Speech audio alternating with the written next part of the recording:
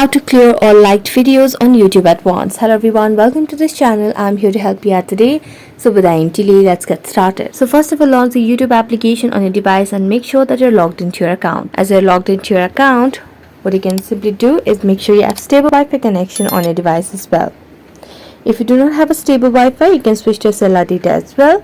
Now you can simply tap on your profile at the bottom right corner of the screen. Now select on the liked videos option under the playlist over here. You can simply tap on view all. Now here you can see there are about four videos that I have liked. So you can simply tap on three dotted lines, and as I tap on three dotted lines, you can see there is no option to delete over here or clear all the liked videos. So what we're gonna do is tap on the liked videos playlist, and we're gonna simply tap on three dotted lines above each video and simply tap on remove it. So you just have to go to each and every option, and we do not have the option to clear all the liked videos on YouTube at once. So that's it. Thank you so much for watching this video and see you next time.